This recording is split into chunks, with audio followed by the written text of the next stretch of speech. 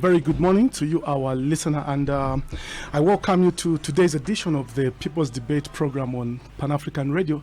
Today happens to be a very good day because in the studio I've been joined by a very interesting guest. My name is Cesar Sindele, and let me quick to introduce the guest. I have Dr. Roland Musiska, who is Zambia Atomic Agency Director General. Dr. Musiska, good morning and welcome to the People's Debate. Good morning. Good morning. Well, it's always good to talk to people like you that have influenced a lot of lives in our country.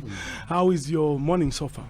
Yeah, my morning is excellent. I think it is always nice to be able to share ideas.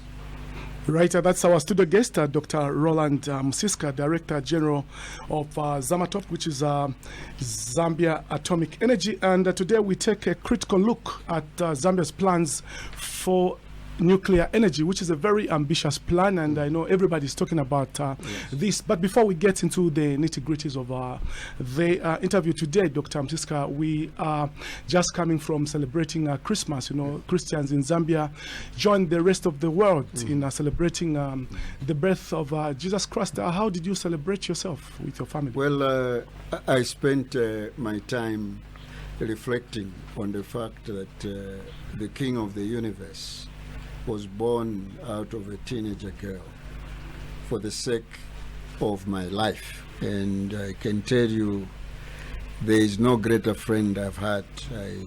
I became a Christian myself 40 years ago. That was 1979. So I can tell you that every Christmas day, we may argue about the exact birth date, but the fact is God came into this world for the sake of our salvation. And this salvation is free. It depends on just me looking up to him and having faith in him. So that's what I spent my time, because my children are big now. It was only the two of us with my wife reflecting on these particular things. But what's the best way of celebrating this particular, For me, the best way to celebrate Christmas is to go to John 3:16. For God so loved the world that he gave his only begotten Son, that whoever believes in him should have life and have eternal life. Now, the giving part, in recognizing that we have received the gift, we must also now look for those of our fellow human beings who may not be able to have the things we have, to share with them a lunch or a drink and all those type of things, just to demonstrate the love of God. Because how else do you demonstrate love? It's by giving yourself either in service, in gifts, in loves to others.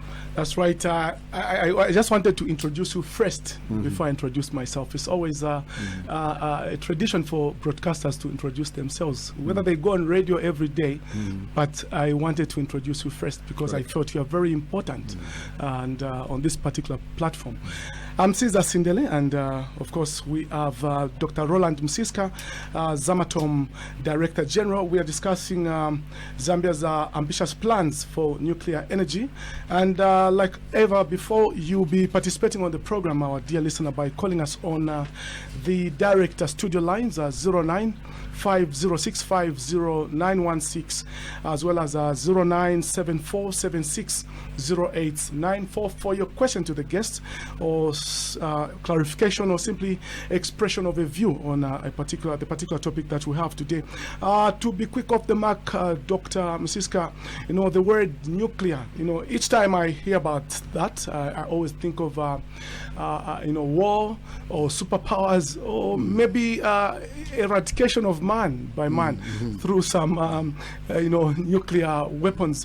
Now, kindly run us through what nuclear energy is all about, and of course, for the sake of the listener who might be very scared, like what is Zambia trying to introduce now? Correct. In fact, that's the challenge we have had with this technology. Obviously, when we started, the announcing of nuclear to the world was through the two bombs that were dropped in Nagasaki and Hiroshima. From that period, thanks to the leadership in the world, everybody realized that instead of using this energy for destruction, we could use the nuclear for peaceful purposes. Now, I can confidently say that Zambia is a signatory to what is called the Non-Proliferation Treaty, which basically means we have said to ourselves, the government and the president has said to himself, we will not use the technology for weapons. We will use the technology for research and development and energy production on the other side, which means essentially what you are saying is splitting that atom to produce the heat, to boil the water, and the water then will turn the turbines and you produce the electricity that goes into the homes. Right, give us a background of Zamatom. How did it just start? Yes. In fact, what basically happened, and I wish, to be honest, it had happened in 1964. If you remember very well, in 2015, 2016, we had a very severe drought, just like the one we are having.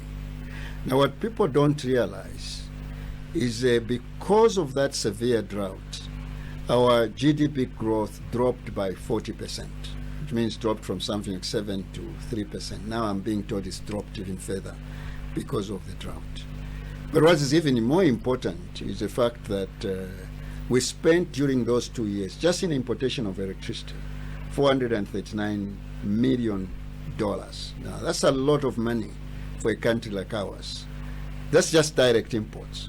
But when you consider people like the barbers, the welders, if you added that whole part of the food that was lost in the fridges because of no electricity, all that you could easily get to a very huge sum of money that was lost. At that point, the president, the current president, was very courageous. He actually said it in 2 speeches that because of what we're experiencing and the fact that climate change was becoming a real issue for us, we needed to consider nuclear energy as part of our energy mix. Not the only one, but as part of our energy mix. And then set in motion a process of getting us to there. Because we are a member of the International Atomic Energy Agency, there are certain things that you have to do to make sure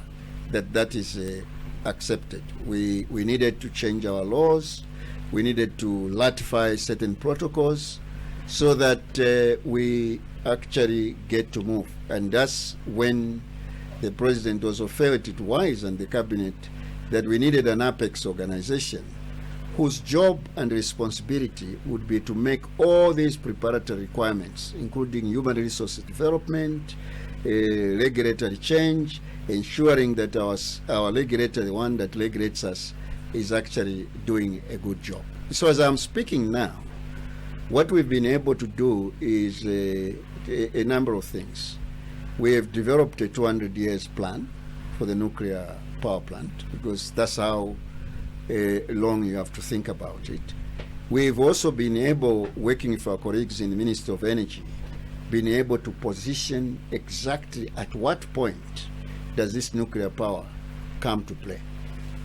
So that's how far we've gone in as far as this is concerned. So there are a lot of things. We've also been looking at how do we finance, which I suspect we'll be talking about at a later stage, and why it is important to move in this particular direction.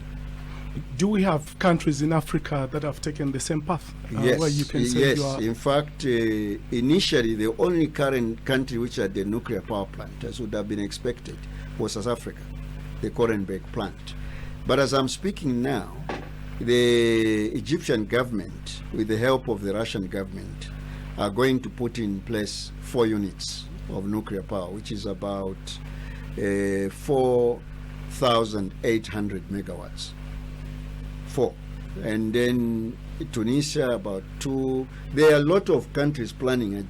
Nigeria is planning that. Ghana is planning that. I know Kenya is looking at it. Tanzania, not Tanzania, I think it's Rwanda who is also looking at everybody is woken up to the fact that We cannot drive industrialization in Africa without having a very good, solid, reliable, affordable electricity. Right. Currently, does the country have a law on nuclear No, in energy? fact, the good news is that the last 3 bills that were passed, that the Energy Regulation Authority, that is, I think, is still in Parliament, and the electricity bill, there's a third one, which, if I remember, I'll tell you, has actually included nuclear. So on that side, on the general side, ERB already will have, once the bills are passed, the power to regulate even this technology. But we also have, by instruction of His Excellency, a bill that is going through consultations, because our system requires that we have a nuclear policy first, and which is being taken around for consultation. The nuclear policy just provides the direction, the reason, the rationale, the roles and responsibilities. Once that is done, we already now have a nuclear bill, a comprehensive nuclear bill, which is made up of 3 parts. The first part talks about the general program, because remember, Zambia has uranium, so we have to talk about it from mining, exploration, to processing up to yellow cake, because of the things I spoke about earlier on. So the first part looks at the general. Then the second part looks at something that you are very interested in, the question of having an institution that makes sure that whatever we do in nuclear is very safe. Then the third part is where Zambia Atomic Energy Agency is. So that is under consultation, and very soon, because His Excellency would want these things to move as quickly as possible. Right, moving on, the agency and the Zambian government so far have sent about 150 students to study, to become nuclear scientists. Yeah, now looking at that number, it's quite a small number, but yet in the long run, definitely the country expects to have a lot of them. Now, how will this country benefit in the immediate, after the training of these people? Yes. In fact, I needed to mention this. Like I indicated, the nuclear program in Zambia has 2 very big components. There is the research and development. This is the Center for Nuclear Science and Technology. In this center, there are several departments. In this center, once we've done the background, it will take about 5 years to build.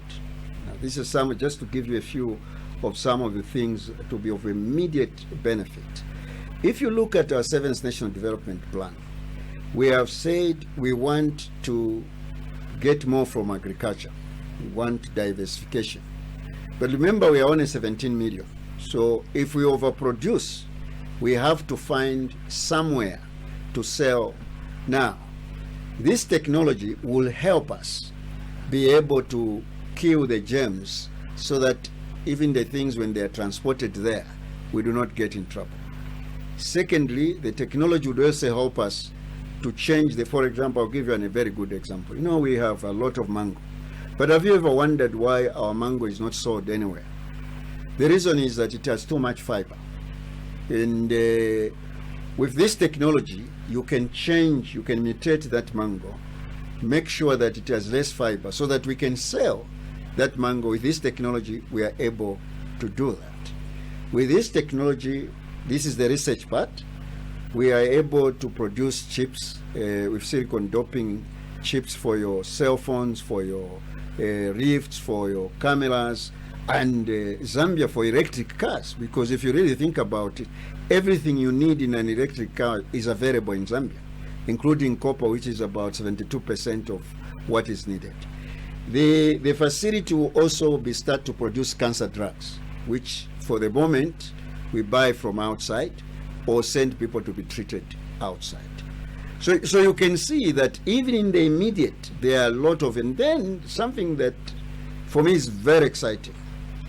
This technology comes with artificial intelligence, robotics, and Internet of Things. Now, if you know where we are heading to in the fourth industrial revolution, that's the direction that we are heading to. So this center should be done as soon as we finish the background we are discussing and the rest of it. The nuclear power plant, however, because of the thing you spoke about, human resources, we need approximately 1,500 technicians and engineers. And you realize, as you said, 110 it doesn't help you very much. We are now in the process, we are talking with the help of the Ministry of Foreign Affairs to various of our key donors to open up their universities and give us scholarships for as many children. But the idea, we are already talking to the head of physics at University of Zambia, and because to localize that training, to start producing our own nuclear physicists, we do produce now, but we need now to produce them in large numbers. So that also is something we are doing on a daily basis. We are also in the places you can see, which I'm very happy with, is trying what you call public awareness and acceptance, and sustaining that acceptance and awareness. We continue to come to places like this to be asked questions and share where government is heading in this particular direction. Right, you've just spoken about agricultural products. Yes.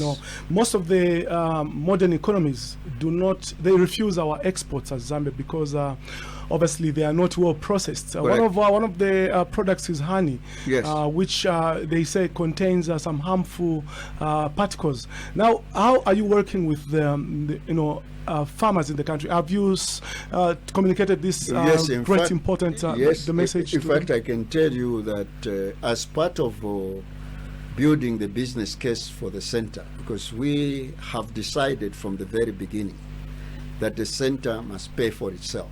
So we are going the commercial route. So we invited, when our colleagues from Russia were here, we invited the head of phytosanitary to come in, and the National Farmers Union, to begin to talk about how we move forward. And I am happy that you mentioned the issue of honey, because if you remember recently, I don't know if it was last year or the year before, where South Africa refused our honey because it was not gamma irradiated. This facility I'm talking about will give us that ability to actually gamma irradiate, so nobody is going to say we can't move in that direction. In fact, I can tell you that as we are going now, the whole of Africa is free trade area. You can guarantee that most of the countries will start using non-tariff barriers to stop you. They'll say, look, you can't sell your crops in Zambia.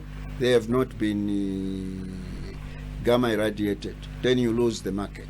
But with this facility, that's the research part, we should be able to do that.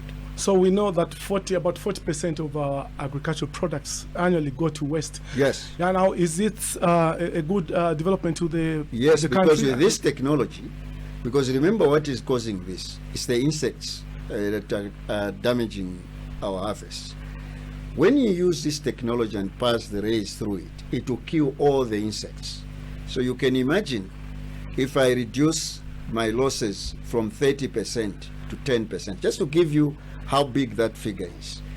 If we got 2 million tons last year of maize, what you are basically saying is 600,000 tons potentially could be lost as a result of this, interfering with your food security. But if you did your homework very well, you could reduce that even to 10%. Now you can imagine how much money we are saving, because then you can sell that outside or increase our own food security. I'm talking to Dr. Roland Msiska, Director General of Zambia Atomic Agency, and we are taking a critical look at Zambia's ambitious plan for nuclear energy. You'll be participating, our listener, on the program by calling us directly on the studio lines 09-506-50916, as well as 0974-760894. You spoke about the center. Mm-hmm. Is it the center in Chongwe or yes. somewhere else in the country? Correct. That, in fact, was one of the key challenges we faced with at the beginning. because we had actually not shared with the Zambian people properly that in Chongwe we were not putting a nuclear power plant. What we are putting there is a center with a 10 megawatts research reactor. So in reality, the Chongwe facility is a center for research in nuclear science and technology. Yes, that's the one that is going to be in Chongwe. The nuclear power plant, the site, we have a crew, but I cannot go into details because one, the decision has to be made by cabinet, but more importantly, after doing certain feasibilities to understand how that area suits in this particular thing. Now, is Chongwe a strategic area? Why did you choose Chongwe? Yes, we chose Chongwe because we are producing there cancer drugs, what are called radiopharmaceuticals. Now, those don't last for long. So if, for example, the idea is that we'd want to be selling these drugs to our friends in Botswana, in South Africa, and the rest of it, what you want to do is you produce at the center, 10 minutes later, you are at the airport. In the 2 hours, you are in South Africa, which means even if the drug had a half-life of 8 hours, you still have 6 hours to work with for the patient to be treated. So Chongwe is a very uniquely placed place in terms of transportation, and also in terms of the fact that our largest cancer hospital is here in Lusaka. So whatever we produce, you want to take it straight to the facility for the treatment of the patients. Let's talk about the nuclear power plant. Yes. Where is it going to be? Well, first I am going to tell you that this is the question I always evade, and I'll tell you why. One time when I was still secretary to cabinet, we wanted the president were planning in cabinet to come up with a very good plan to upgrade Kafue for the conference for the African heads of state. And even the dummy things were already done, the beautiful designs. We made the mistake of announcing that. And within a short period, Zambians are very entrepreneurial. They bought most of the land around there, and I started receiving calls saying, when are you going to compensate us? So we don't want to make the same mistake, once bitten, twice shy. This time, we will first make sure we have done all the preliminaries, we put the beacons and put the fence, and then the president will announce and say, yes, that's where we are putting our nuclear power plant. Right, so it could be anywhere in the country. Correct. No, there are things you may want to consider, because we are going for water-cooled technology, which means obviously those parts of Zambia where water is a problem, you can't put it there. Secondly, because the equipment is huge, you need a railway line to take that equipment to the place. You know now what I'm talking about. It means this place must be near to a railway line. Then it should also be near to a power grid, because you are moving 2,400 megawatts into the line, which is a huge amount of electricity. So if you do arithmetic very well, you'll be somewhere near about to know exactly where this is supposed to be. But those are the key things, and then you must also look at...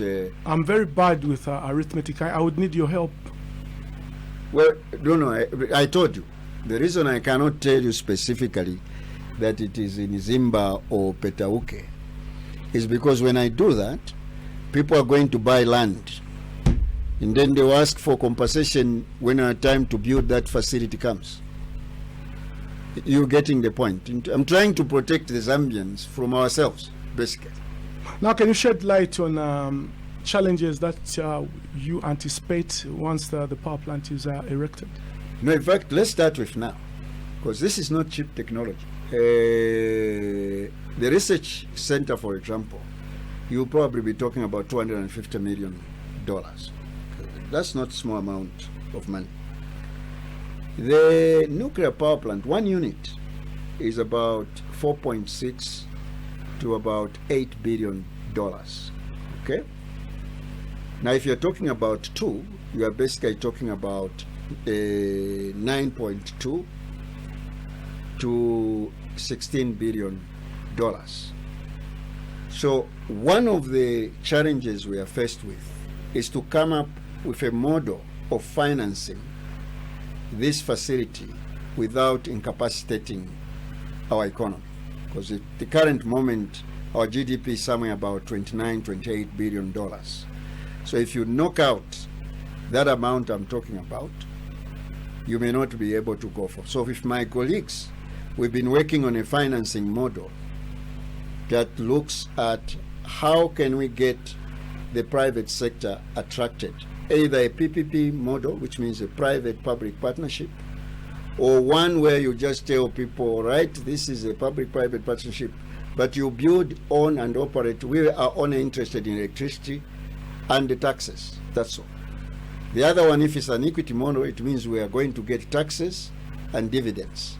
If it is a build, the PPP basics, that is build, own, operate, you tell the individual and say, look, pay for this. We'll give you 20 years or 15 years to actually get your profit back. Then we'll run, because each unit lasts for almost 100 years.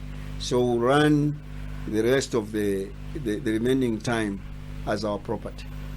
So those are the various permutations that we are looking at.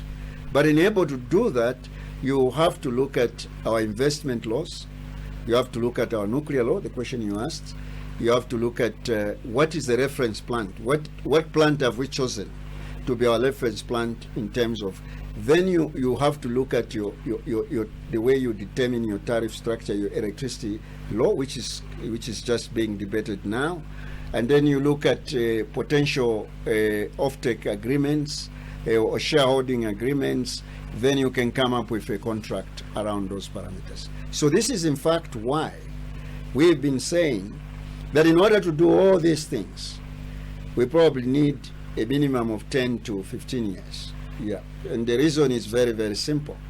The president himself insists that we should not do shortcuts, because if we do shortcuts, we'll regret if there is a problem in the near future. So we are doing all these things, all these business models, making sure the laws are aligned, training all our people. Because if you think about it, if I'm only going to be sending 150 per year, how many years does it take me to have 1,000? That's assuming everyone is going to return, nobody dies.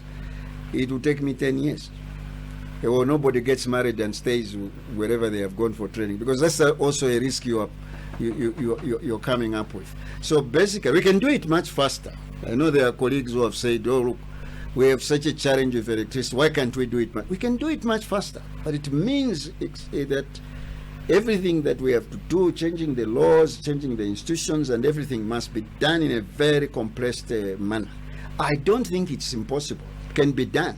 I know it can be done, but it means the system has to be driving, instead of 20 kilometers per hour, maybe 150 kilometers per hour. But some stakeholders are arguing that this program is not timely, because Zambia is just a country with a population of about 17 million, which you earlier yes. talked about. Yes. But they advance an argument that unless Zambia was with a population of over 50 million people, it could have been a good program. Correct. But currently, they think differently. Okay. What's your take on that? Well, yes, let me just tell you why. That's why, for example, I told you we're talking about 10 to 15.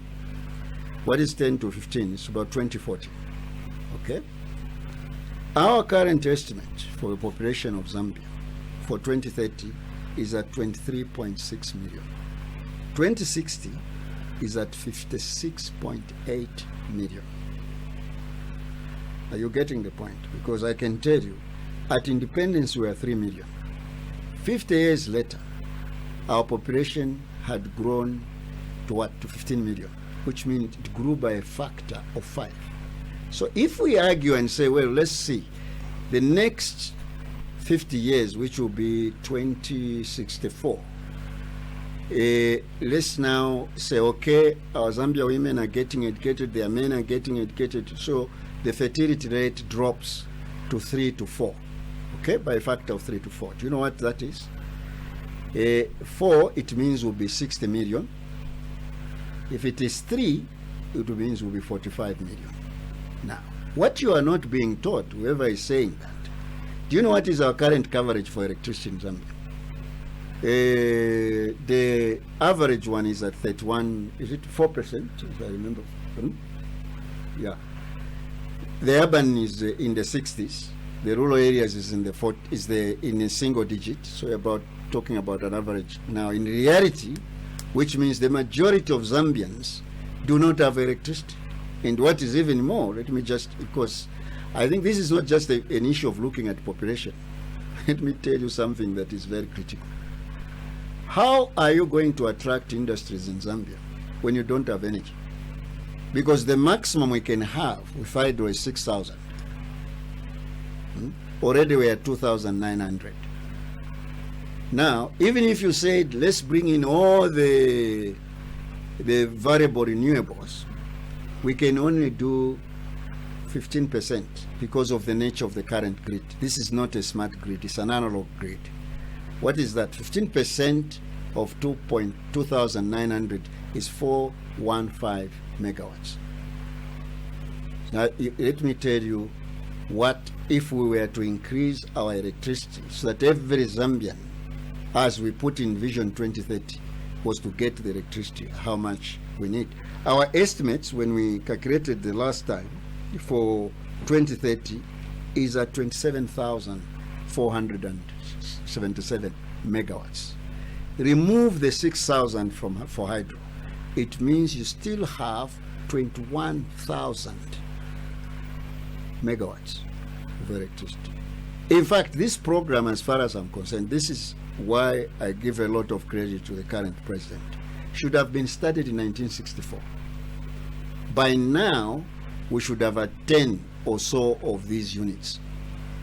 Because I don't think that God gave us uranium so that we don't use it. I mean, really at the end of the day. So you can see that even at this current population size, we are not meeting 90% of the coverage. And the population is growing. If you get it to 23.6 million, I've told you what it is going. At 2060, using that same, it goes to 54,000 megawatts. And now, here is another thing. In order for us to meet the environment thing that we've been told about, we're seeking Paris, which is a very good Paris Declaration, we need to have 25% of our energy coming from nuclear. It's not me, they are all over. You can go to the documents and see that this is the case. So in fact, we are behind schedule. We should have started this process like our Indian brothers who started theirs in the 50s. Now where are they now in India? They manufacture their own nuclear power plants. Then are you slapping a blame on the first administration that ruled Zambia? No. What I am saying is that all of us have a problem in this country. Even in your own home. We have a tendency of very short-term planning. We only think about today, tomorrow. If I asked you what is your target in the next 10 years, the likelihood, very few Zambians would answer that question. When you're talking about energy, this is what makes this program very unique, because it will force us to think for the energy situation for the next 200 years. What we must do is make sure that our children do not have, and this is what a statement. That's why, I've told people that, look, whatever you may say about my boss, on this one, he hit the head, what do they call it? The nail on its head. Because this is exactly what we should be doing. Not only in energy. We should do this in education. We should do in all these particular areas that are population dependent.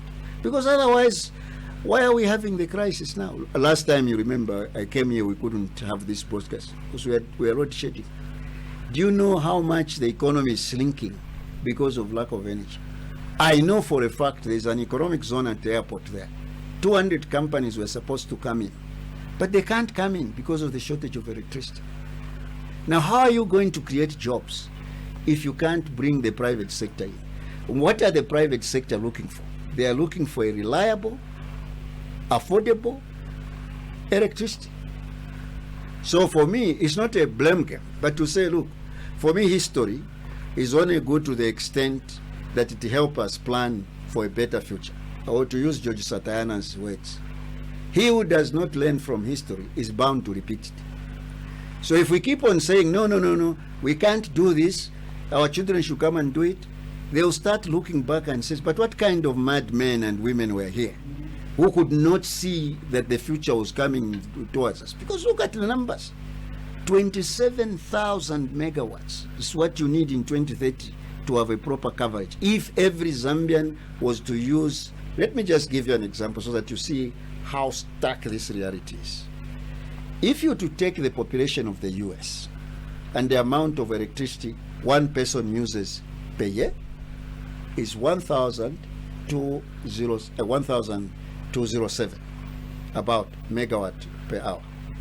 In Zambia, do you know how much it is? It's 1.44.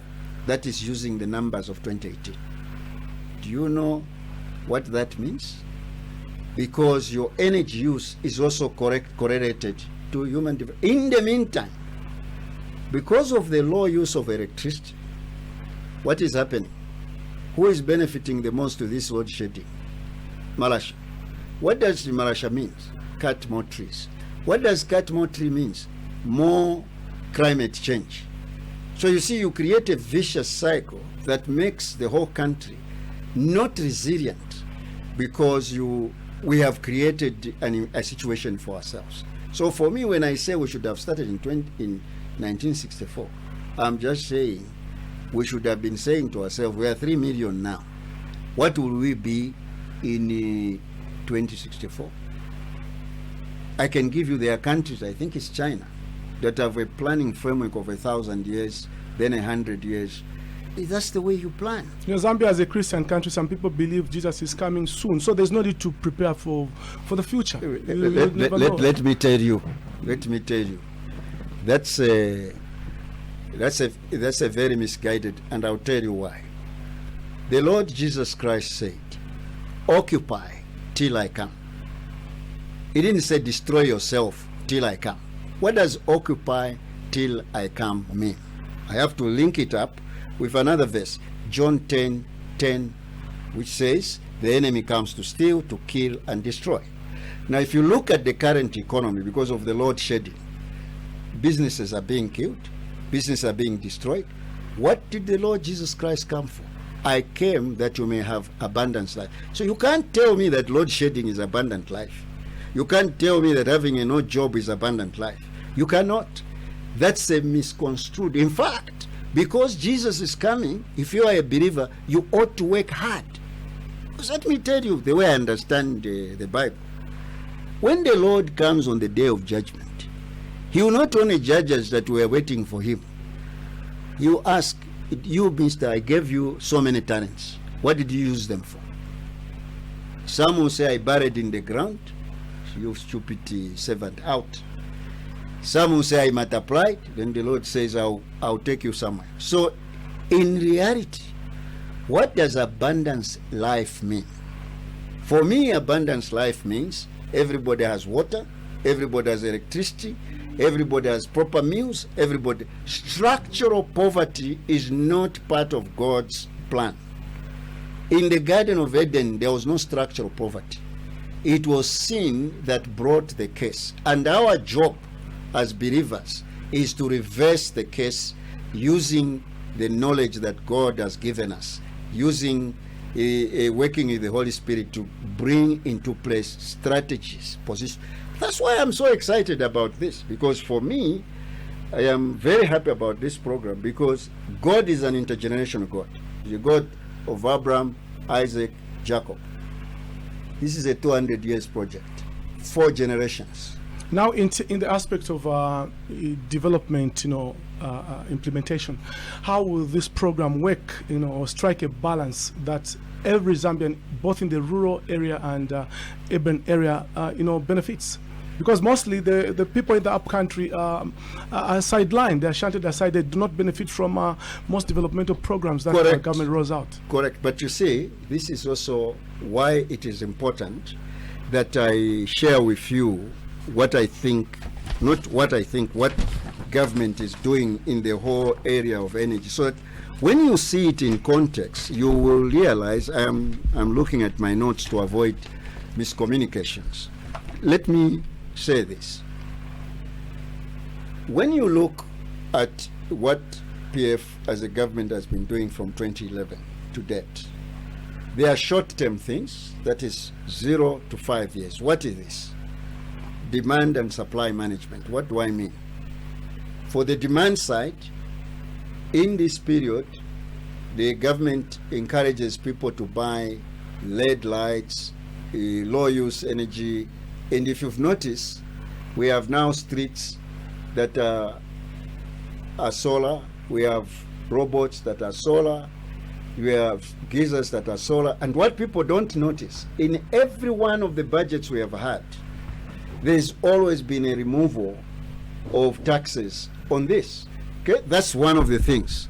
Then in addition to this, with the help of other donors like USAID and the rest of them, there are off-grid microgrids in the rural areas. You know, they are putting solar in the rural areas. The president was just inaugurating one which Huawei has contributed. Then more importantly, as I'm speaking now, the government is doing a feasibility study for a smart grid. Why is this important? A smart grid will increase our uptake of variable renewables from 15% to 36% while we are waiting for the grand things. In the meantime, we are finalizing the business model.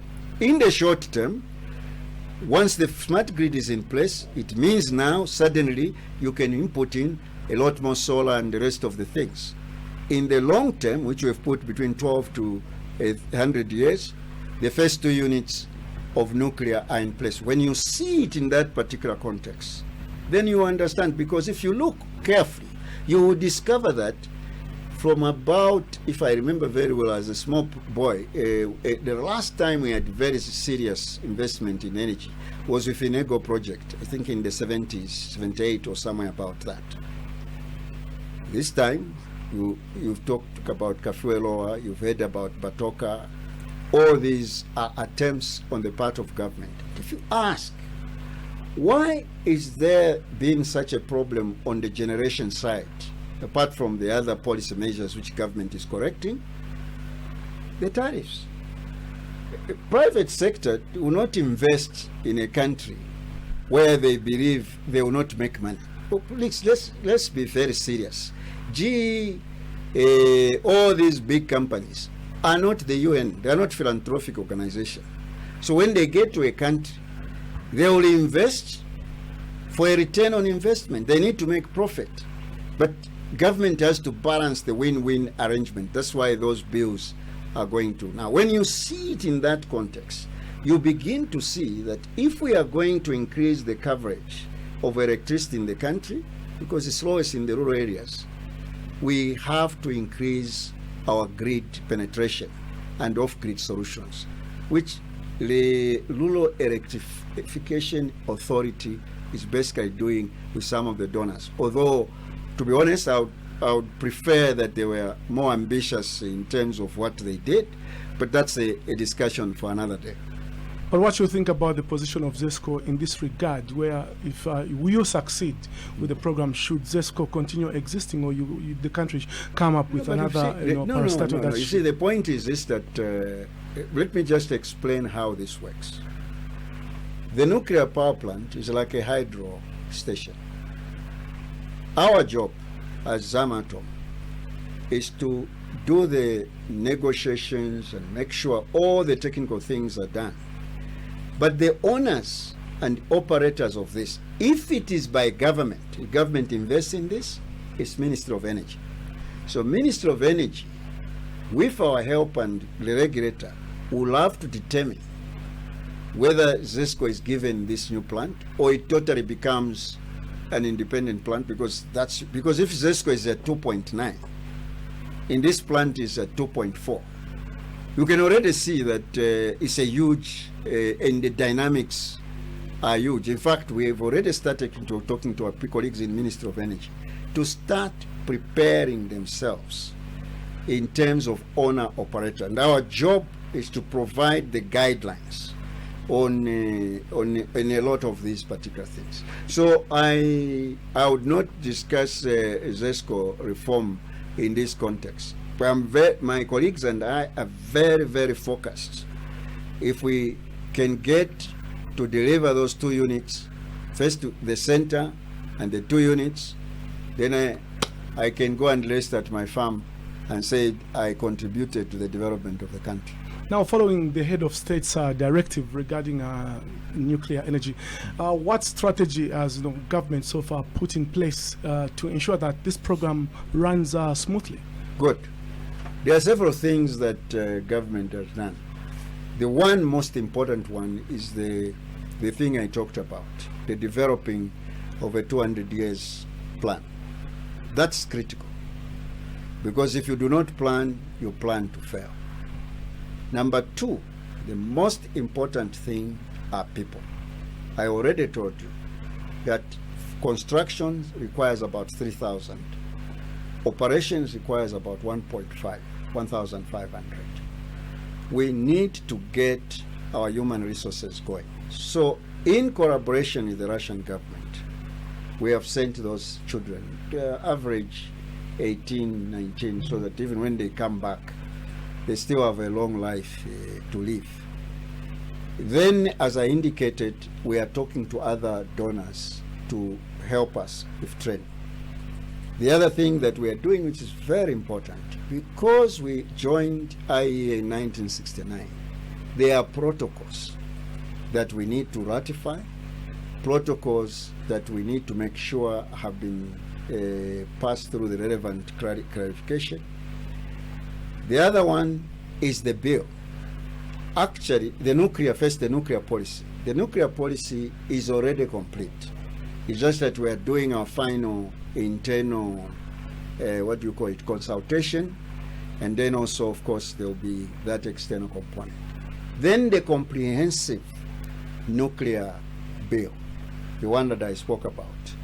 Then the transformation, which is very important, the transformation of our current Radiation Protection Authority to a Nuclear Radiation Protection Safety Authority. The name is very big now. I can't even remember whether I've done a good job of it. Then also making sure that Zamatom is actually enshrined in a law of Parliament for it to move forward. In addition to that, we have also been discussing the specifications for the research center, which means we went through an intergovernmental agreement, an EPC contract, we are discussing pricing and the rest of it. At the same time, we have been discussing now the financing for the nuclear power plant in all the various laws that need to change. So it is a lot of work we've been doing, actually. A lot of work. Have you received so far criticism from some stakeholders, civil society or political parties? There are those moments in life when government, introduces any initiative. Correct. Some critics will come on board and say this is nothing. Correct. Have you been faced with such? At the beginning, because we had a challenge on how we communicated the research center in Chongwe. People thought we were putting a nuclear power plant there. There was a lot of noise and criticism. But thanks to my colleagues, who is the Director of Marketing and Communications, Madam Chichi, we've managed through discussions like this, forums, the media forums, and attending professional, things have changed. But we also did something that we thought was very important from a strategy perspective. We went to Parliament and met the technical committee, presented to them what government wants to do. We also presented to the whole Parliament, included opposition, because if you really think about it, a program of 200 years means if you take that every president in this country takes about 10 years, you are talking about 20 presidents just in the cycle of the project. So this is not a kind of project you can start and stop. So what we did with my colleagues is that we went to Parliament and explained that this is not a program we should enter in, then 2 days later somebody says we have to stop. It doesn't work like that, because we have international obligations. Yes, there have been, in fact, even just a day before, I saw somebody wrote a very interesting statement, because they saw that Switzerland is shutting down their nuclear power plant after 47 years. And raised the issue, why are we taking that route if the others are pulling out? But you see, the question to ask is, for 47 years they were using that facility, and it gave them a lot of economic growth. Would I be wise in not getting that technology to advance me in all sorts of areas, and then you come and make the same decision 50 years later if I find alternative energy sources? Because as it is now, what are the alternatives do we have? So we get those sort of critics, and then there was there were some people who questioned the fact about how are we going to manage waste, given, according to one of them, we can't even manage the rubbish around. By waste, do you mean the yes, nuclear residue? Yes, the nuclear waste. Yes, maybe also I need to chip in there with a question. Yes. How are you going to manage it without causing, environmental, yes, harm? Because we're concerned, even me, I'm concerned. Yes, it's true. In fact, toxic, most of the women are concerned, including my wife. So you can imagine what discussions we have at home. Mm-hmm. Now, the first thing that you have to understand, nuclear is a very highly regulated industry. I can tell you, even to put a foundation, Atomic Energy Agency in Vienna will have to come and verify. They have a 19 milestone infrastructure thing that they will have to check. Do you have a regulator who is independent, autonomous, and the rest of it? But I can tell you, this is how we have decided initially how we're going to manage nuclear waste. We are asking the vendor to collect the waste and take it to the Republic initially. But let alone as our technology improves, because that waste can be reprocessed to become fuel, we are thinking future generations should make that particular decision. When people argue about the fact that because you can't look after your garbage in Lusaka, how can you look after nuclear? It's like saying because you have accidents with cars, how can you fly a plane? But you know that for a while we had Zambian Airways pilots who were doing very well, and they had no single accident, while we are still having our road traffic. Now, can you imagine if we had said the only way we may move forward is until we stop having accidents, that's when we will have our national airline. We'll wait for 1 million years. Maybe just for the sake of clarification, Dr. Msiska, you are saying managing this waste, you have suggestions that the vendor should take the waste to the country. Yes. Who is this vendor? Well, in the initial discussions, we've been discussing with Losato, because that was the strategic orientation. But if it goes that route, they will have to take that waste initially for the first cycles. For the second or third cycles, because that waste is not waste, it can be reprocessed as nuclear fuel. So we are saying, let's then develop our own technology. So while we are still babies, send it to the country. But when we actually get the capacity, which I know we will very, very quickly, we'll say, no, sorry, we'll keep our waste, reprocess it, and use it. How will Zambia look like if this program succeeds? Well, first, load shedding will not be such a huge problem, at least on the electricity side, which is something every Zambian I'll just ask you to hold your thoughts there, because you are saying load shedding will not be such a big problem. Yeah. Because currently government is telling us that once they implement the projects that they have put in place, the dams and other things, correct, load shedding will be a thing of the past. But you are saying load shedding will not be such a big problem. We want to understand why with you it's something else, yes, and government is also speaking something else. No. We are saying exactly the same thing. Because basically, if you listen carefully to what government is saying, is they are saying, and it's right, we'll have to increase our variable renewables, which means we have to increase our solar, we have to increase our wind, I think we have to increase hydro and geothermal as well. But as I told you, even if we go to 100% today of all our hydro potential, it's only 6,000 megawatts.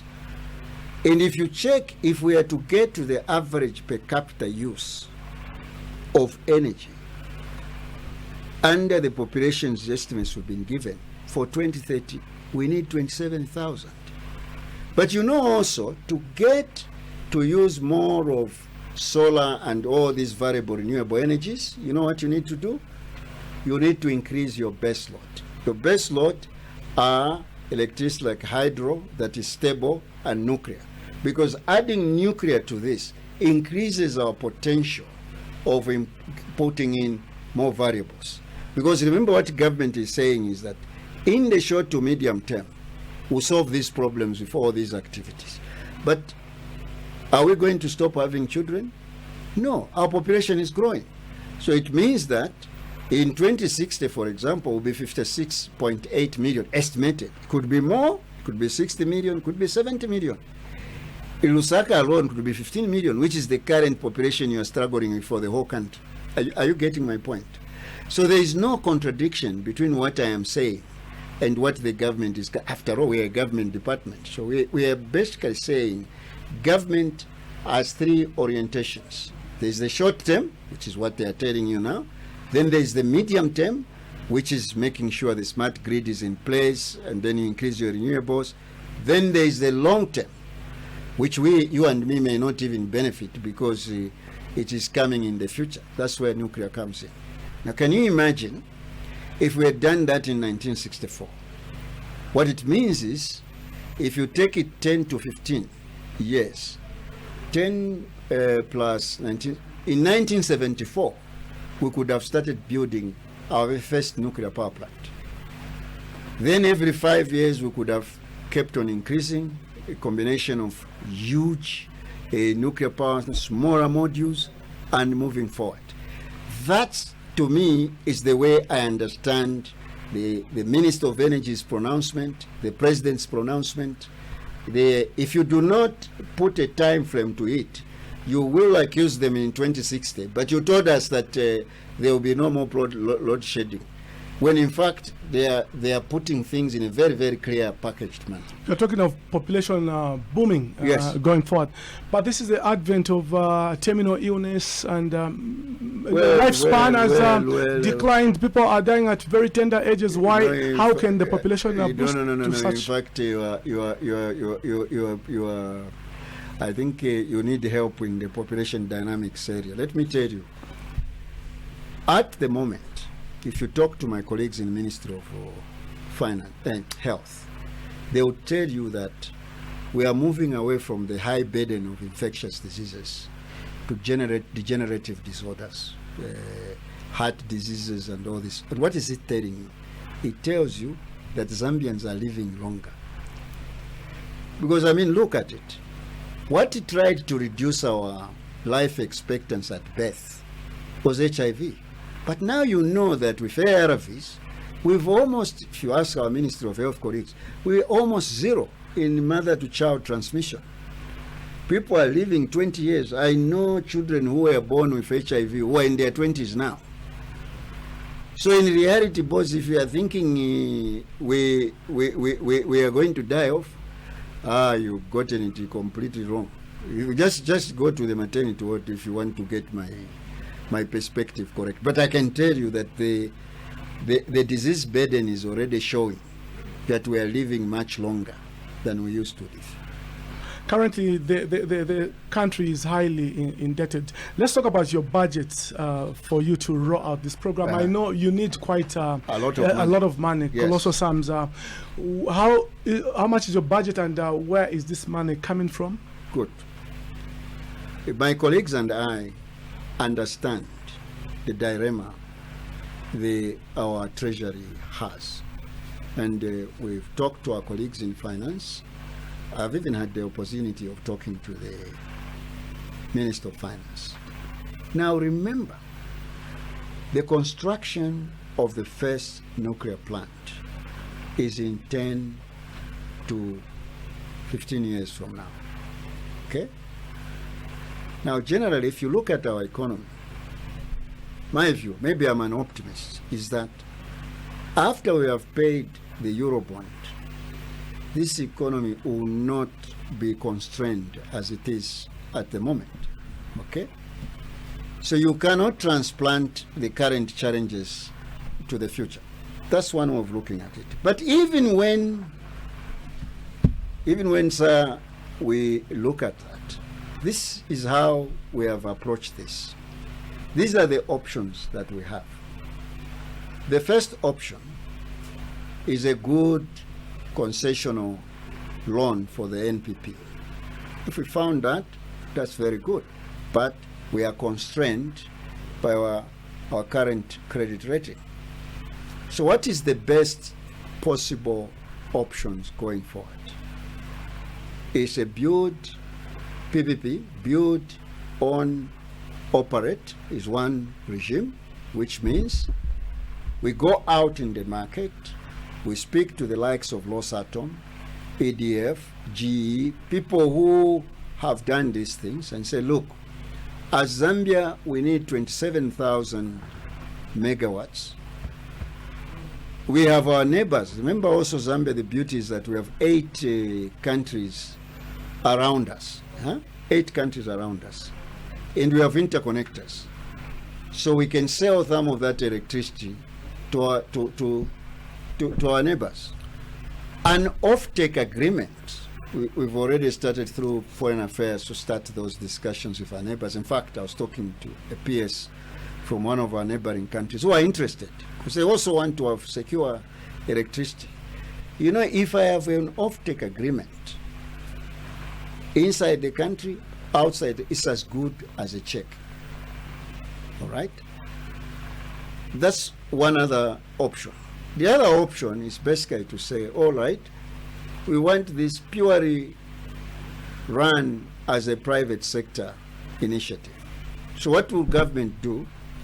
Government makes sure that the investment laws are good. The electricity law, the regulator law, this is the thing that is going out in Parliament, and the reference plans.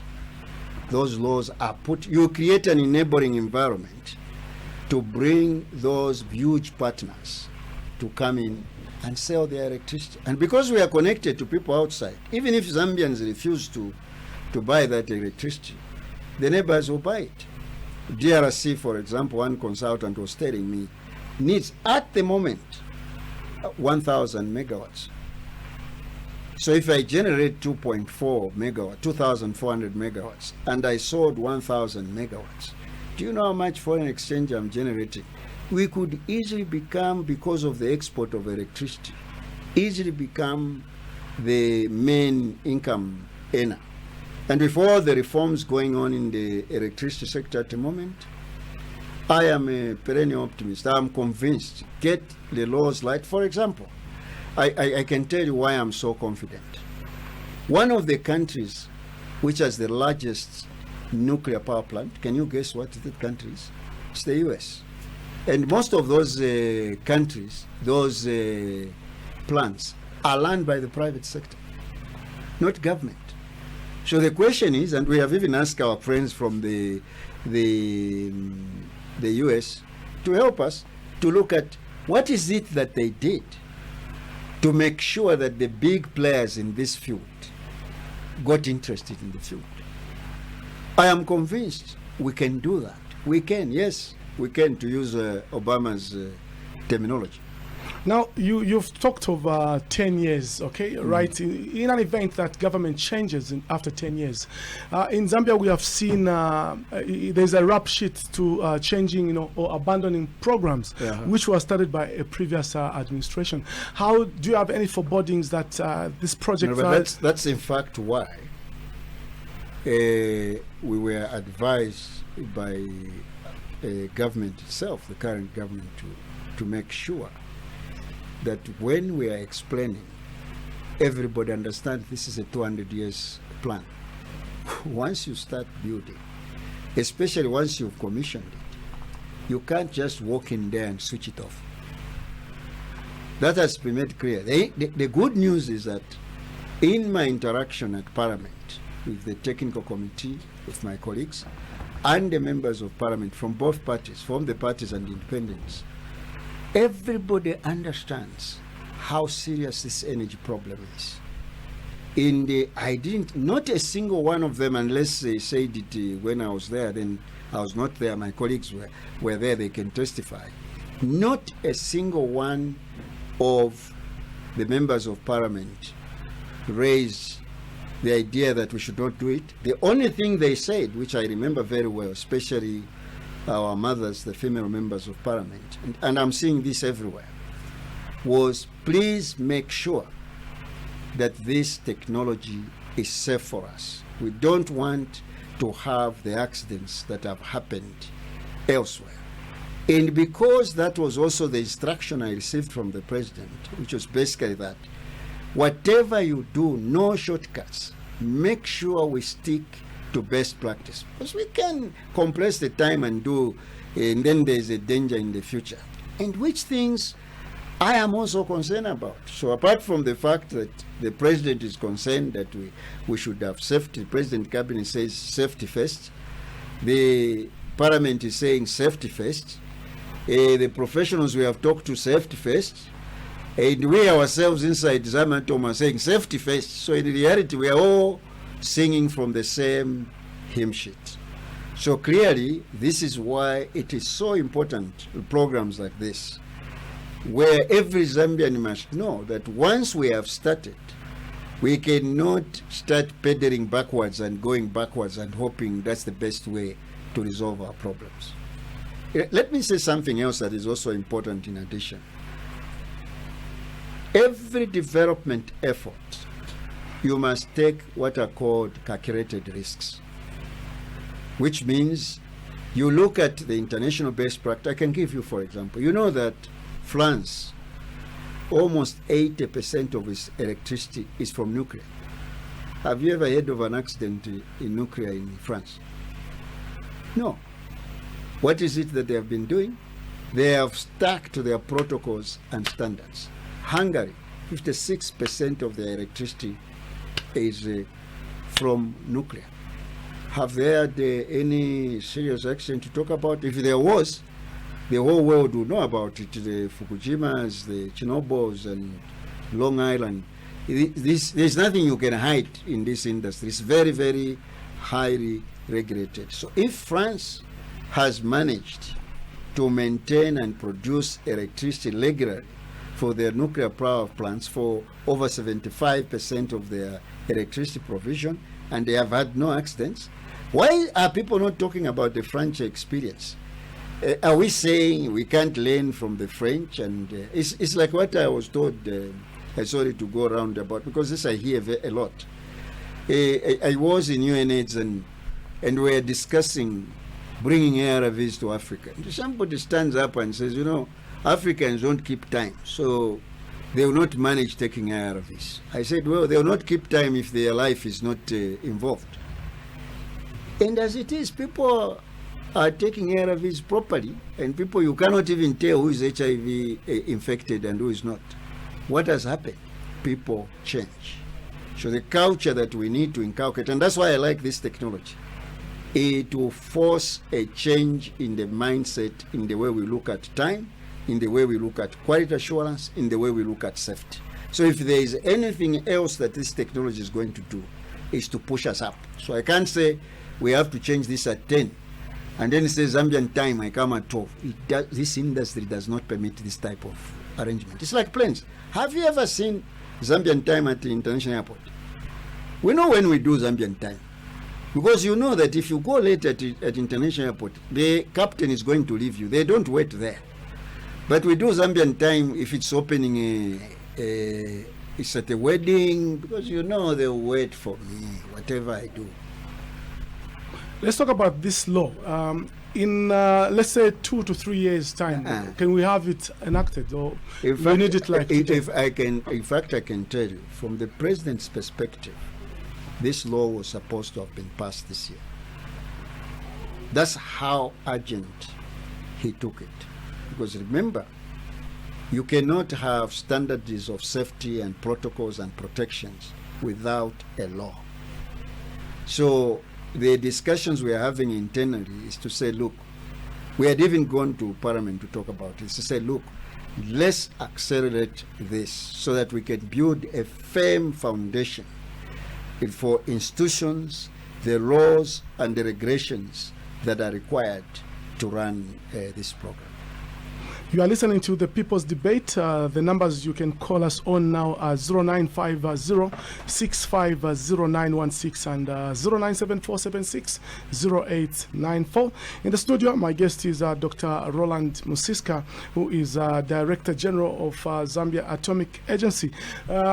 You have spoken about this passionately, and I believe you want it to be a success. Yes. Yeah, and of course, opposition. When you talk of going to Parliament with this bill, there is always that opposition coming. Like, we don't want this. This is a PF, thing. What is your words to those people that think negatively about anything that comes from government, which is meant to benefit the nation? Well, since I'm talking about energy, I am sure everybody will agree with me that load shedding does not discriminate. It doesn't say this is a PF house, this is a UPND house. So if we resolve the energy crisis, we'll all benefit. When the industries come into this country, they will create employment for our children. We'll all benefit. So there are things that as a people we must begin to say, Apawani, this is the way to go. Because seriously speaking, if we do not take the measures that the government is putting in broadly, including this program, I can guarantee you, I've been to countries where instead of 18 hours, you talk about receiving electricity 1 hour every 3 days. I've been to countries where generators are running all the time. I don't want to mention, we can get into a diplomatic crisis just in case one time you want to visit, where generators are running all the time. For some reason, they can't get the electricity from the main. Is that the route we want to take? And when you go the generator route, you know how expensive that is going to be, because it means you have to do your general maintenance yourself, you have to buy your fuel yourself. So really, from the perspective that energy is critical or a base to any industrial revolution, we need as a totality to be together. I am prepared to answer as many questions. Where I'm not able, I'll tell you, look, this one I don't know. Let me find out from IAEA or find out from countries that have gone. Let's make sure you provide oversight over us to make sure that we do the right thing. Let's be positively critical, not just be critical for the sake of being critical. Because, look at it. If you think about it, go and meet a welder who can't just weld a little pot because of load shedding. You know what that means? It means they can't get the little money to buy food. They can't get the little money to pay for the school fees. So the ramifications of this energy thing is not anything we should be joking about. In fact, strictly speaking, this is one of those things like our friends in France did for the load area network. You enshrine it in law and say, look, as far as we are concerned, you can only tell us how to accelerate. Cancelling is out. That's how they did with their speed train in France. They started, I think, in 1974. Now they're almost 100% covering the whole country with speed trains. That's the way. So we can differ in ideology, we can differ in the how, but let's be agreed about the vision that we want at the end. We want the research and development capability increased in Zambia for health, agriculture, and the rest of it using this stance. We also want to have affordable, clean energy accessible to the industry and to all citizens of Zambia. Right, you can give us your views on the topic that we have today on the program. The numbers to call us on are 0950650916 and 0974760894. I've been joined by Dr. Roland Musiska, Director General, Zambia Atomic Agency. Be brief as you make your submission and stick to the topic. And above all, do not use inflammatory language. We pick our first caller. Good morning. Hello, good morning. Morning, sir. How are you? Good morning. Your name? Yes, sir. The line is not so clear. Kindly give us your name. Kindly speak up also. Yes. We can't get you. You can call again if you have a minute. I know we are engaging callers at this particular time, but whilst we are waiting for calls, I also want you to, we seem to have a caller. Let's see who's on the line. Good morning. Yes, sir. Morning. Good morning, how are you? I'm okay, yeah. Venebake on the line. Venebake? Okay, you can go ahead with your question or submission. Doctor, I think I'm using Nyanja now. Okay. Also going to get. I think kutoka mwa miro kwamba watafuta kitu vimeka. Yeah. I understand the pattern kwamba kuti maybe mtu yesa kutika brain ya fedha. Kuona kuti tunaangana kwa population ya brain inaweza kulia. I think ndiye kuto ikula meti nayo. Even the current government. So it means now, doctor, what I would say for population ya mene ikura. Because na government. What example bonere ya kwa kwamba kuti kaidi vitu vichi nje watu hapa sasa ifanisa kukutana nikana. Why is yoga mwele sema kaizeo yo conservative especially munga kwa kani electricity. Bafaka kama mamini ndio yote. Nani kuko tanda wanasema ja no is climate change. But also siku zake na solution. I think it's even good mena wana kuita za mechina. Sasa tunasakira solution. But when the baba baada kuzirejea maji vigawe hapa maji ni crisis. Haya hapa kulichani. But sisi wanafanya solution. Especially mkulima marida za mele mti tena bila wote vitu vikarepe. Na sisi tukiweza chema mtandao. Hai ni tunaenda kutumia marida sasa kila solution. Ndio tumeonyesha kuti mnatuchukua hivi vitu vikarepe. But ndio mtandao unatape awe hapa ndio kila ikini. I think sisi wanapo mnobwino mozi ngatupa na watu. Nukuka kuziba tabana wakuja kwenda kushukuru wakuja kutia abana nisinga kwa kila hivi. But kila ni mmaida zunguzungu utanda unasema kwamba kuja yeye ni climate change but palipo ma solution ya neti ona. I think mngaita ndizile kwa njia. Okay, Venebake. Thank you so much. Manje nikambe mu Chinyanja au mu Kizungu. Kizungu chiliko bwino opena chivemba. Yeah, kumvela na mvela, but I'll be mixing my Bemba and the Nyanja and English. But the point is this: when you are trying to solve a problem, let me use, because I'm a medical doctor, let me use what we use in hospitals. You must make a diagnosis, because the treatment of malaria is different from the treatment of pneumonia. For example, when the president says there is a challenge with climate change, we have to agree. For example, if we didn't have a drought, we would have not lost that $439 million. We wouldn't have had this road shedding that we are having. It's clearly a situation where the rains have disrupted because of our over-dependence on hydro. Then he goes on to say, look, let's now see, even in the short term, what can we do? Can we increase our variable renewals? So you see a lot of solar picking up around, removing of the taxes from this solar and everything that is renewable.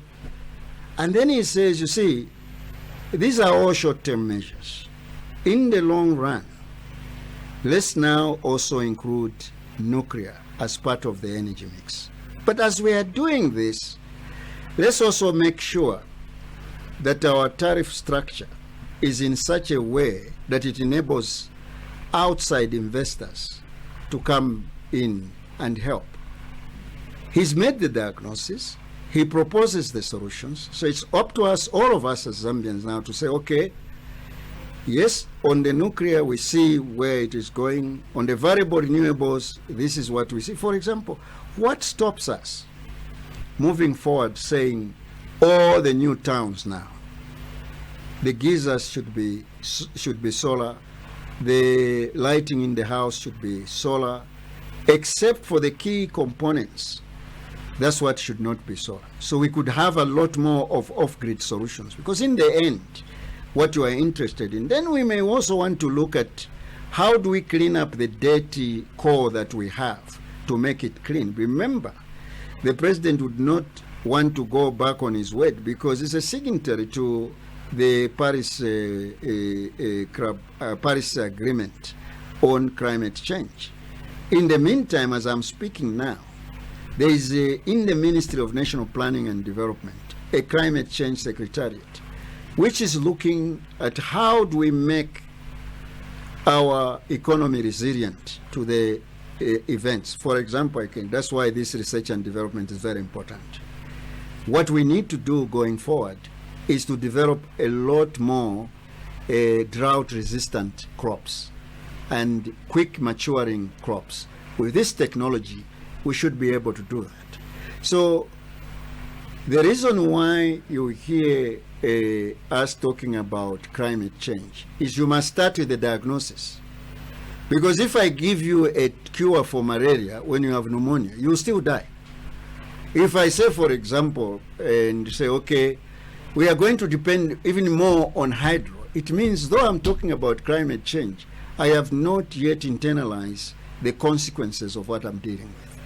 So I am of the view that let's use the climate change to galvanize ourselves in terms of mitigations.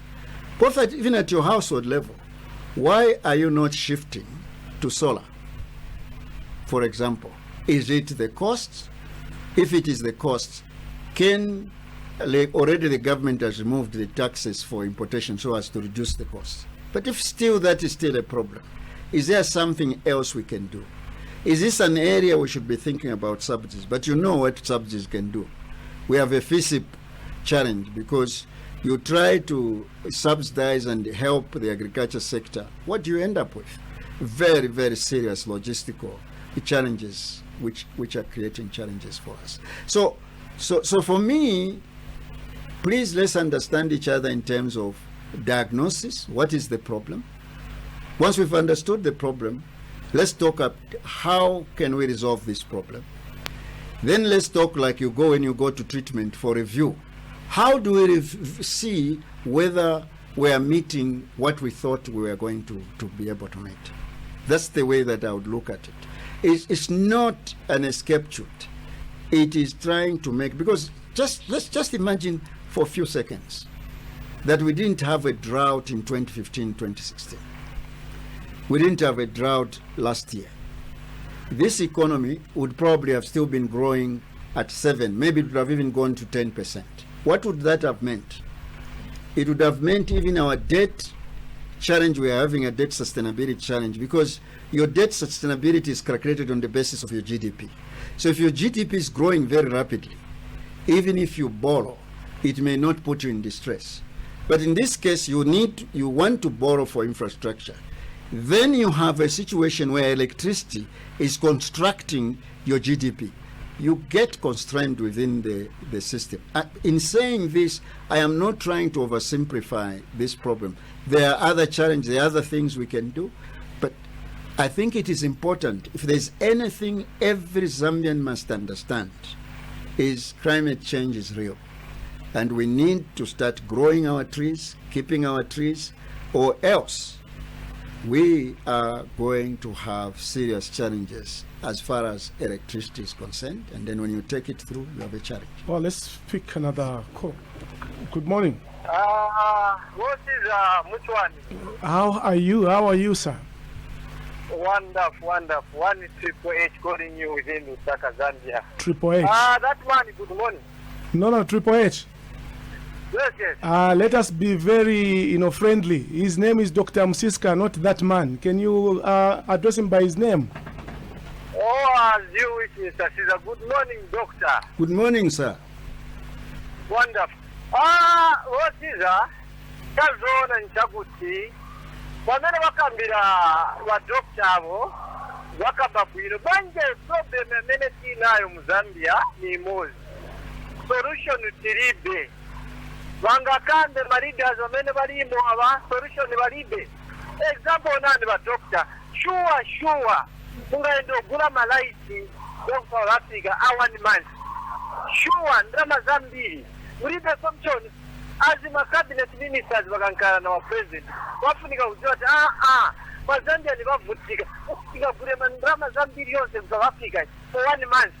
So solution ine bulibe and even mukakamba tifuna kupanga lamulo, yes lamulo ifunika but isankale lamulo yama opposition wafunika wamene wali mu leadership wairete ijabavera ma views yaba not the way they given Rwinda wamene wezokambira first either mufuna onosimisha chani iro even the president himself interest yamene bali nayo ni yabwanji so ndachidofunika nkala hambo uyenda kubantu not kupanga chera muntu yamene zaenda chabe kuma politicians bazembe nomene bavutika kuli benefit so yote kamonga wamene mkambira mugaoneka monga mukuta so kukankala mouthpiece ya PF siza titandiza iyai tiwama bwera kubantu mubamvere information kuti Triple H, I want you to listen to me. I've given you the opportunity to speak. Hello? Yes, can you hear me? Yeah, in conclusion. No. Before you conclude, I think Triple H cannot get us. Dr. Roland Musiska is not a mouthpiece for PF. He's the Director General for Zambia Atomic Agency. So kindly be careful with your language as you participate on the program, because this program is discussing a very different topic together, which is non-political. So let us be interested in the governance issues of this country and contribute positively as a Zambian. I know you have your divergent views, but also respect the person that has been brought on the platform for to disseminate certain information, which is very important.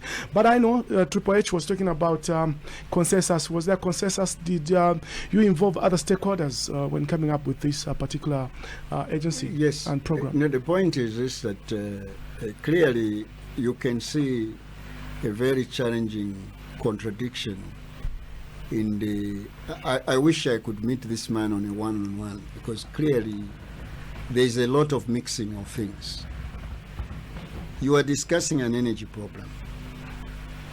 And if you are discussing an energy problem, you start with the definition of the problem. What is the size of this problem? Why is this problem the way it is? The truth of the matter is, and that's something, it is unfortunate, because obviously even what I'm going to say now, because of his worldview or framework within which he's looking at what I'm saying, he is going to see it as a defense of government. But the reality of the matter is, I started off, I don't know if I said it or it was in our private discussion, the two of us, when I said the biggest challenge we've had in Zambia is we've looked at problems in a very short-term manner. You remember I said, if in 1964 we had had a master plan, a 50 years master plan for energy, because there are things that are very critical and foundational to a nation: education, health. There are certain things, about 7 of them, that you need to have in place.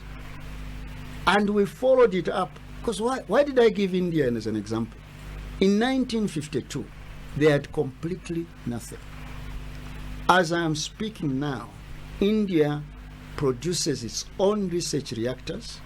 It produces its own nuclear power plants. They are even selling to other countries. They have even managed, not that we want to go there, they even have atomic bombs. As I'm speaking now, they are even sending rockets to the moon. They can send their satellites on their own. Now, the point is this. They were leaders on the other side. I'm not saying our leaders didn't have foresight, who must have seen what is going to be the future in terms of satellite technology and energy and the rest of it. If you now look at India, whose population is 1.2 billion, and the amount of energy they are producing, the whole of Zambia has less electricity than even Delhi, the city of Delhi. Of course, Delhi is about 20 million, so they are more than us. So you can see that this is basically where we paralyze ourselves. We paralyze ourselves by not understanding what are the fundamentals of planning. Because for me, for example, and I'm going to say this, and I don't care who I hate or who I don't hate. The reality of the matter is this. As a country, we must agree that this is where we are going. These are the things we ought to improve. The only difference should be in the how. Not every generation changing the parameters. If you did that, let's take the Apollo program in the US. The Apollo program in the US, when JFK announced it, they didn't even have the computer you have in your cell phone. But he said, we have a vision, we have a dream. We want in 10 years to bring a man to the moon and return him back safely. What happened? In 10 years exactly. But did they have problems in between? No, I can tell you. I have looked at the Las Palamos project, which is the one which produced the atomic bomb, and Apollo, very, very carefully. What you notice is that especially the Apollo, a person would die in the morning, they mourn, bury in the afternoon, they're back to work. This is how countries develop. You must have a very compelling vision and then just disagree on the how you go about implementation. Otherwise, we'll be a country that is always beginning, always beginning. That's why you find every new regime starts from base. No, you can't do that. Your friends are going forward. You need to build on your predecessors' work. If you don't do that, you'll be always be starting. So what you were saying, as much as you may be thinking that we are not looking at these parameters in a much closer, I think we must give credit where it is due. A 200 years focus for energy development is a fantastic idea. Does Zamatom fall under IDC? No. Initially it was. It was under Industrial Development Corporation, but wisely the president realized that because it's an authority and you need to coordinate more, because you see, I didn't say much about how many companies can come out of Zamatom, for example. If we start the mining and exploration of uranium, it means you need to create an entity. Let me just give you an example. A company of a similar name in Russia, Rosatom, has almost 100 companies below it. So this is a huge investment, properly done. Because remember, we have, as I'm speaking now, piles of uranium that are piled up in Northwestern Province. That uranium will require processing and the rest of it. Of course, it's in private hands. But we still have uranium. So you can look at that. There's the waste management companies. There's the companies that, just to give you a clue, for every 100 jobs you create in nuclear, you create 700 or so others elsewhere. That's how far this goes. It affects your education, it affects your ICT, it affects your automation, it affects your artificial intelligence. So really at the end of the day, this is not a small thing that you just put in the bucket. This is something properly done. Our children will look back and say, there were people here. People thought about us. Right, we pick another set of calls on the program 09506500916 and 0974760894. Let's see who is on the line. Good morning. Good morning, here. Good morning, how are you? Fine, thank you. How are you? Very fine. Your name? I'm Fanuel Mangala. Fano? Fanuel Mangala. Fano Mangala, good to have you on the program. Go ahead with your submission. I'm grateful. Thank you very much. morning, Doctor. Good morning. How are you, sir? I'm fine, thank you, sir. I'm very impressed with what I'm hearing from you, Doctor. Because when you were outside cabinet, I thought as a civil servant, probably you had only that knowledge up to that. I'm sorry if I'm asking, I'm being so personal. Just know your background in this nuclear thing, because nuclear is something that has frightened a lot of people, including myself. Correct. So I was just wondering, because much that I heard about you was when you were in cabinet office there. I mean, a secretary of the cabinet. So I thought probably as a senior civil servant. Fanwa? So can I know your background and how much knowledge you have in this nuclear issue? Thank you Okay. very much. Yeah, no, Thank you so much. That's a very interesting question. I'm going to say something very personal here. It's very interesting that when I was a small boy, and I wish my father was alive, I wanted actually to be a theoretical physicist. And I remember my father telling me that this is a, what is that? I mean, why can't you just go and help in the hospitals and the rest of the stuff? In reality, I have had interest in this field for a much, much longer period.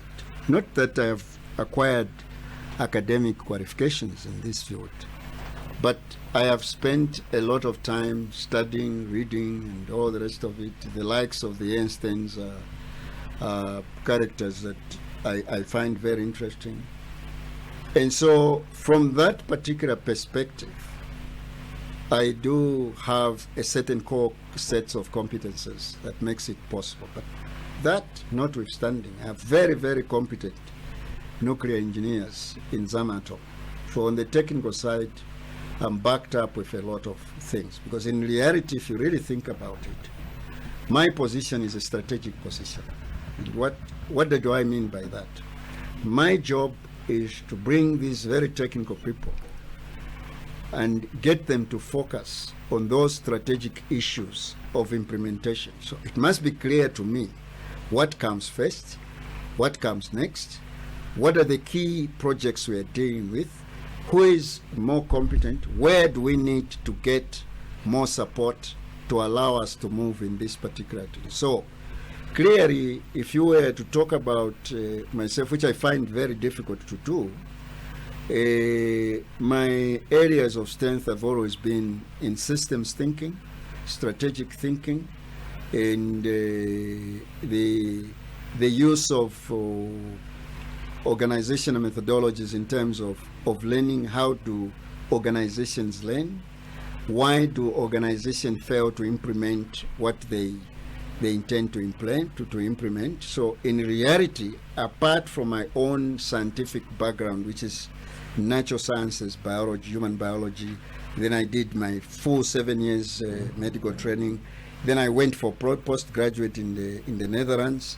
Then after that, I stopped literally practicing, went in the UN, was privileged to be a director for 15 years, both in UNAIDS and UNDP. Now, if you want more details about what I was doing there, which is very interesting, some very exciting work. So basically, I see myself sitting at a very strategic project with very, very strategic outcomes, but with a very competent core of professionals that is enabling me to be able to articulate the kind of things. So it's up to him actually to judge whether what I am saying is makes sense or not. Right, I have a question here from Zach, that's Zambia Consumer Association Executive Secretary Juba Sakala. He asks, how safe is the nuclear power plant in Zambia to the members of the public? I say this because we have mine companies which are flouting laws by offloading effluents in the environment. What's your response to that? That's why I said that the mine companies, we can get away with it. The nuclear is regulated at 3 levels. The one level is our own nuclear safety agency, which government is working to transform. The second level, because we are a member of the International Atomic Energy Agency, any neighbor of ours can actually say, we don't trust the Zambians. What they are doing is rubbish, therefore they should not be provided with a license to proceed to do what they are doing. Then globally, you know, under the current regime, after the Fukushima and all the rest of it, in fact, this industry is like the way you do with planes. In those nuclear plants, there will be cameras from IAEA and certain sensors. So you can't even hide. If you started pouring your effluent into the rivers, you are going to get into very, very serious problems. If that license is withdrawn and you get to be condemned, you will never be able to do this again.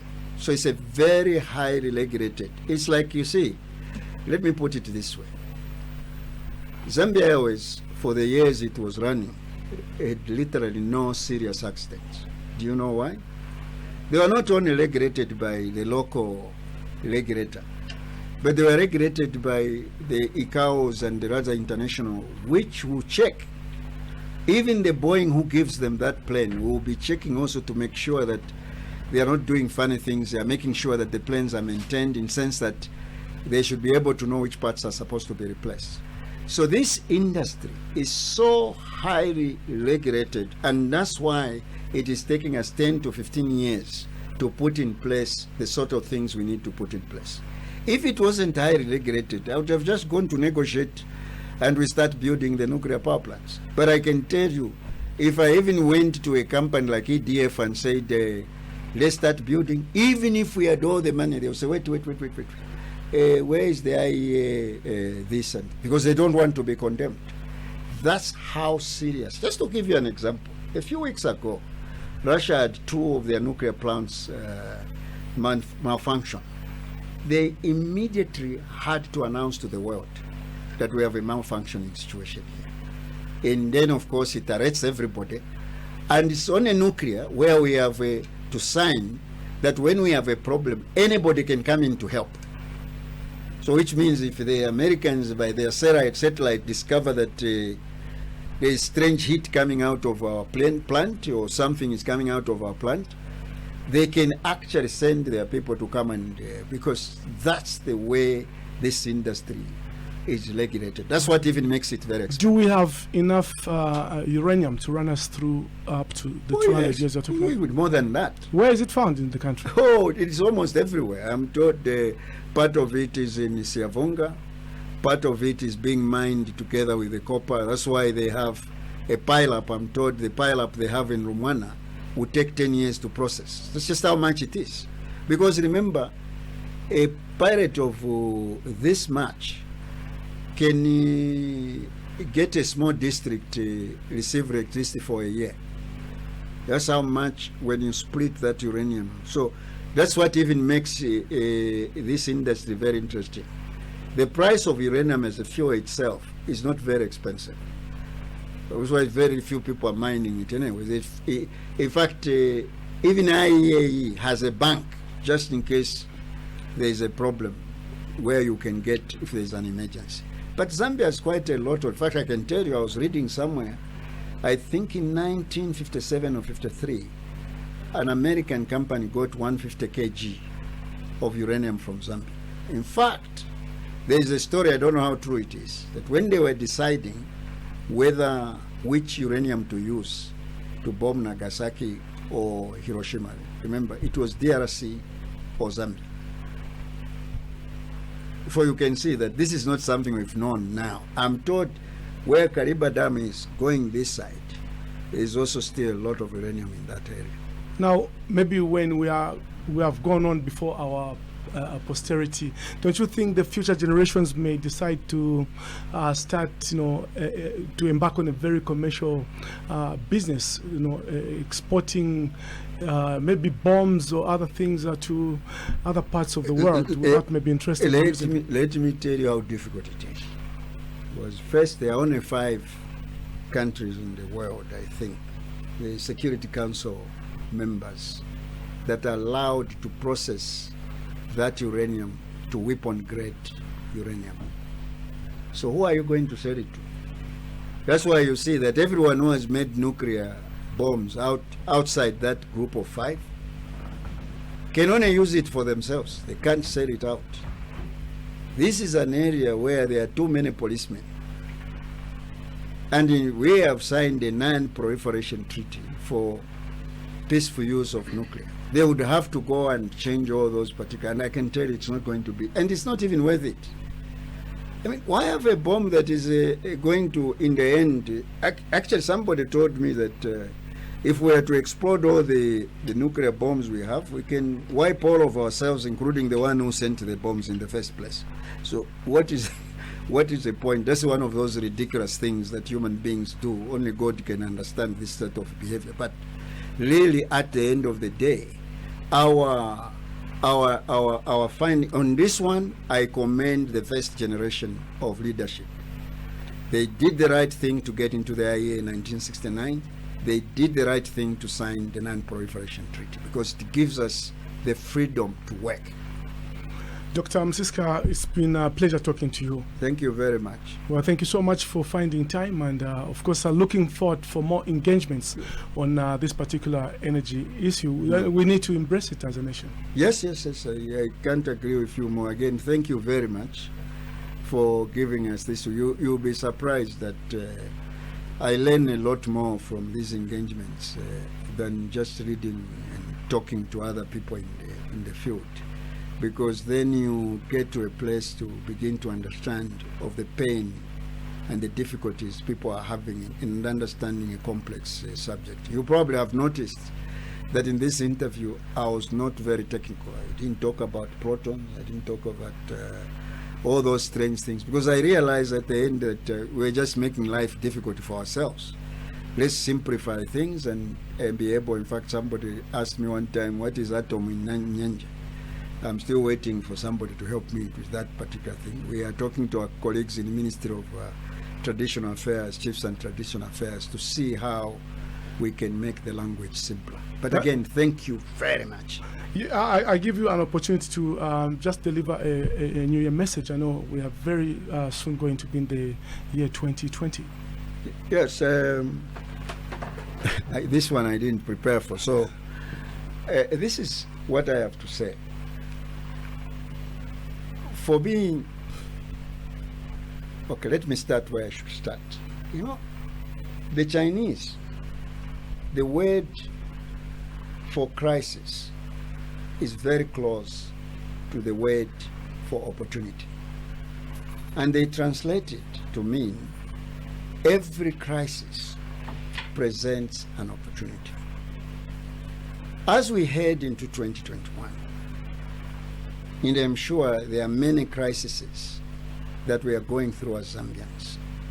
How many of these crises are we transforming into opportunities? Can we make it a point as Zambians to try to look at the energy crisis? How does it become an opportunity? At the fuel crisis, how does it become an opportunity? Because if you notice, invention comes out of things of this nature.